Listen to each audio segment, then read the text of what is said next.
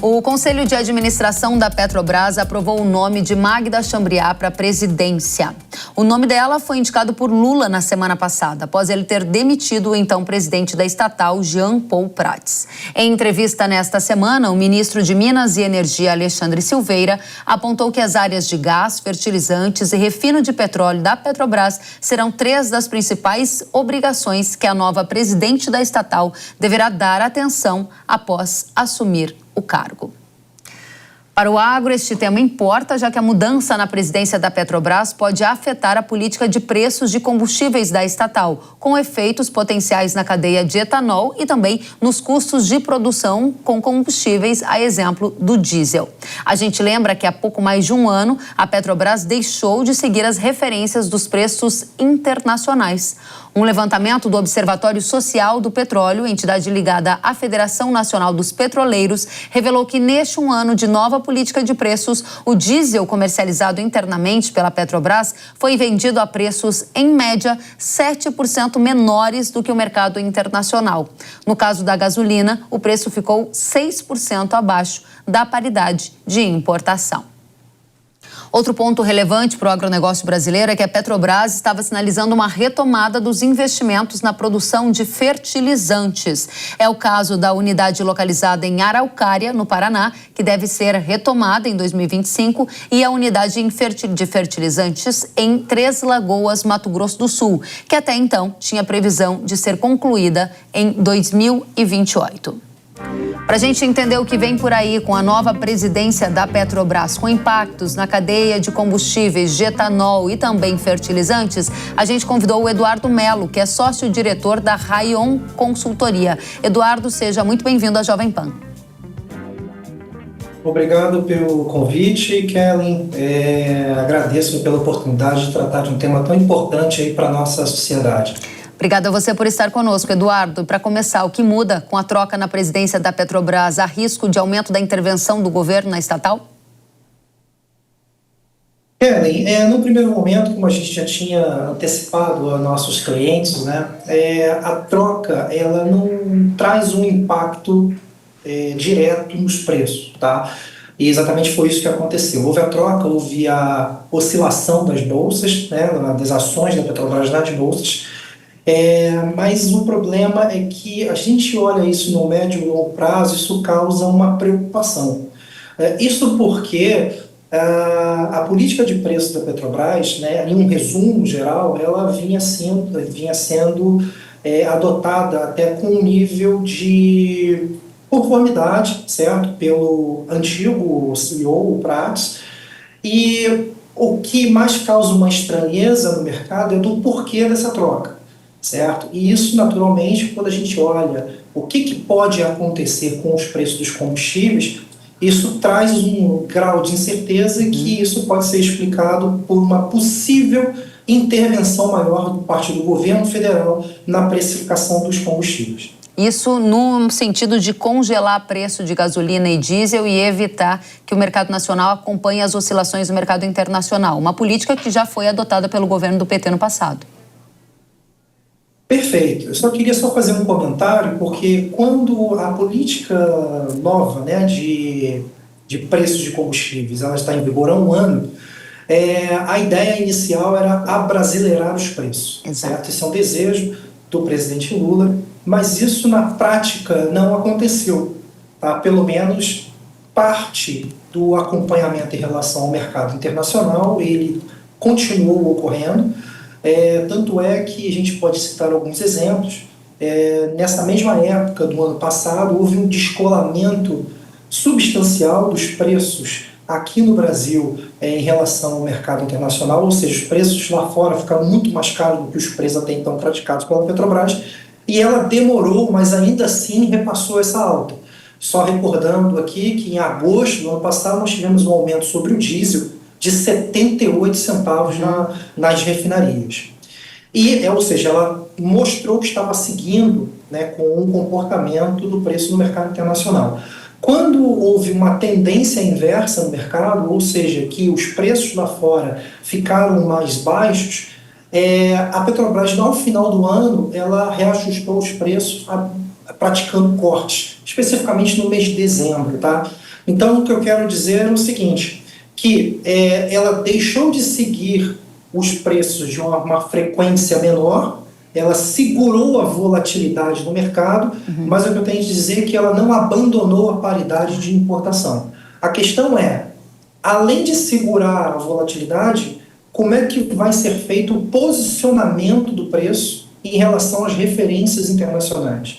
A gente que trabalha no setor, a gente sabe que práticas de congelamento de preço, o exemplo que aconteceu recentemente com a Argentina, elas são medidas que trazem um impacto terrível que passa, inclusive, pelo desabastecimento. Então, se isso de alguma forma ocorrer, realmente acaba sendo muito preocupante. Você está sempre olhando para o futuro para tentar posicionar melhor os seus clientes, para terem também melhores posições no mercado, para aproveitarem oportunidades. Aqui na audiência do Hora H do Agro, a gente tenta fazer a mesma coisa, especialmente porque tem um plantio vindo aí, principalmente a partir de setembro, e a perspectiva de alta de diesel pode dar para alguns da nossa audiência uma possibilidade de tomar uma decisão que melhore o resultado dos negócios. Na prática, o que eu quero te perguntar é, há uma tendência de que o preço do diesel no Brasil vá para baixo a partir de uma tendência de que a nova presidência da estatal opte por abrasileirar o preço do combustível por aqui? Em outras palavras, congelar o preço se lá fora subir, aqui dentro não vai subir o diesel? Essa é uma excelente pergunta e eu gostaria de ter uma resposta mais assertiva em relação a isso.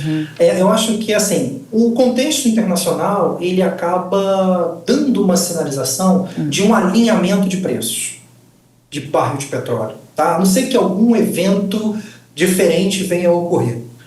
Isso ao redor dos 90 dólares o barril ou para cima? Não, a gente acredita que o barril de petróleo esteja na casa dos 80, na faixa de 80, a banda de 80 a 85 dólares por barril. Ok. Tá? Isso acaba criando um cenário favorável para a manutenção do preço nos níveis que estão. Só lembrando que os preços eles estão em níveis elevados, porque a gente teve recentemente a reoneração dos tributos federais sobre o diesel, também a majoração da alíquota sobre os impostos estaduais, também, que é nível nacional, como eu fazia. Isso fez com que os preços recentemente passassem por um reajuste. Porém, considerando esse abrasileiramento, né, dos preços, a gente espera que a tendência é que, ainda que haja uma pressão altista sobre os preços, que muito provavelmente, pelo menos é o que se espera, que o governo federal irá atuar para que essas altas não sejam repassadas para o consumidor. Essa é uma informação muito importante para a nossa audiência por vários aspectos. O primeiro, você está dizendo que acredita numa tendência de manutenção ou até de preço mais baixo por uma intervenção da Petrobras, uma tentativa de manter os preços mais baixos aqui do que uma eventual alta que venha do mercado internacional. Esse é um ponto. Por que essa informação importa para a gente, Eduardo? Principalmente pelos efeitos colaterais na cadeia de etanol, por exemplo. E segundo, a gente gostaria de saber, na sua avaliação, quais são os riscos da Petrobras adotar essa política de congelamento de preços se ela vier a vigorar com a nova presidente da estatal. Sem dúvida. É uma excelente questão, porque, a princípio, a gente não pode enxergar um congelamento de preço da maneira apenas positiva, certo? Você acaba tendo maior previsão em torno dos seus custos e por aí vai.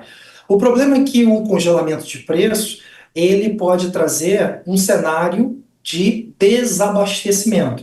Isto porque o Brasil hoje, ele importa cerca de 22% do diesel e aproximadamente 10% da gasolina. Isso torna-se ainda o Brasil dependente de uma fatia desse produto do mercado externo. Ora, se você, num contexto de estresse, você tem os preços internacionais substancialmente, se tiver, né, uma hipótese, substancialmente mais elevados do que o preço aqui no Brasil, isso pode gerar uma escassez de produto aqui no Brasil. E aí, pior do que você ter o preço elevado é você não ter o produto para você abastecer o seu maquinário. Excelente. Agora, para a gente amarrar todos esses pontos que você está trazendo, me parece que essa leitura de potencial congelamento dos preços, de alguma intervenção maior para manter o preço do combustível aqui mais baixo, entre outros elementos que você citou, aumentaram essas possibilidades aumentaram a partir do momento da troca da presidência? Tem alguma coisa no perfil da Magda Chambriard que chama a sua atenção e que leva a essa conclusão que você está aqui dividindo conosco? Sem dúvida. Primeiro ponto que eu gostaria de destacar é que a gestão do Prates foi uma gestão que foi bem vista pelo mercado. Apesar de não agradar a todos, inclusive o governo, o Prates ele tinha medidas, ele tinha uma forma de gestão que olhava também para o mercado, estava atento aos movimentos do mercado. Eu acho que esse foi um ponto que desagradou o governo federal. O segundo ponto que eu gostaria de chamar a atenção é que a Magda ela tem uma história dela profissional ligada à gestão Dilma. E acho que não precisamos falar aqui do quanto que foi um período muito crítico e se não desastroso da época da gestão da época do governo federal, enquanto a Magda presidia, né, fazia parte da equipe que integrava a gestão da ex-presidenta Dilma. É interessante esse ponto, porque a nossa audiência agro está muito bem lembrada dos impactos bilionários em prejuízos para a indústria do setor de cana-de-açúcar. Muitas, inclusive, fecharam as portas porque foi tamanha a intervenção da estatal na formação de preço de combustível que o setor sucroenergético não suportou. A competição fechou as portas e foram anos para tentar recuperar desse prejuízo. Esse risco está aumentado na sua avaliação. A gente pode rever uma situação como aquela do governo Dilma? Olha, eu acho que esse risco ele ocorre, mas ele é de uma maneira diminuída. Por quê? Porque de lá para cá, a governança da Petrobras, hoje é muito mais, tem mais rígidos controles e práticas como vistas anteriormente, hoje eu acho que seriam muito mais difíceis de ser implementadas. O que eu quero dizer é o seguinte, o intervencionismo deflagrado. É uma intervenção que realmente fosse colocar a Petrobras hoje numa zona de prejuízo e que eu acho que seria muito mais complicado de ser implementado hoje em comparação com o passado. A questão é que eu disse, se a gente olhar no curto prazo, como eu falei, um congelamento de preço traz risco de desabastecimento, isso num espaço de tempo. E aí, não só a cadeia do agro, né, mas como todos os grandes consumidores, aí estou dando destaque ao diesel, traz uma preocupação muito grande, porque não é só o preço elevado, mas é a indisponibilidade de produto, que isso acaba sendo muito crítico. Excelente. Eduardo, última pergunta. O que muda em relação à aposta que a Petrobras estava fazendo em aumentar a produção de fertilizante nacional? Tem a unidade de Araucária, a unidade de Três Lagoas, uma no Paraná, Araucária, outra Três Lagoas, Mato Grosso do Sul. Vai mudar a direção? Um desinvestimento, algo nessa direção? Não, eu acredito que, inclusive um dos motivos para essa troca do comando da Petrobras era exatamente de catalisar, de acelerar esses investimentos que consta no plano da Petrobras. A gente pode fazer uma avaliação pelos dois pontos, né, pelos dois prismas. Existe essa possibilidade de aceleração dos investimentos, acho que isso naturalmente é muito positivo, ainda mais para a indústria não só de fertilizantes, como também para a indústria de refino de combustíveis. Eu falei anteriormente que a gente ainda é dependente de uma fatia do mercado externo, mas tem o lado, o efeito colateral, que se você mostra para o mercado uma política mais intervencionista, e existe nesse momento, Kellen, um desejo da Petrobras de ela reestatizar ativos que já foram vendidos. Dentre eles, a refinaria de Mataripe. Então, isso dá uma mensagem para o mercado e acaba desestimulando a entrada de novos competidores nesse mercado, que seria muito importante. E um outro ponto, só queria terminar, é que essa intenção em recomprar os ativos, ou seja, tornar a Petrobras ainda mais monopolista de fato nesse mercado, isso acaba advindo de uma decisão reversa do CAD, se posicionando agora a favor dessa recompra. Ou seja, isso cria um ambiente de insegurança jurídica e uma prática anticoncorrencial. Então, esse eu acho que é um efeito ruim para o mercado.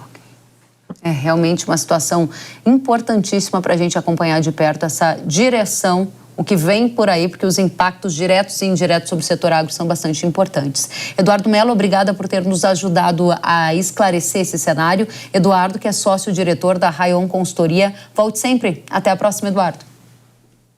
Muito obrigado pelo convite e ficamos a eles onde asem participar aí desse programa. Muito obrigada. Até.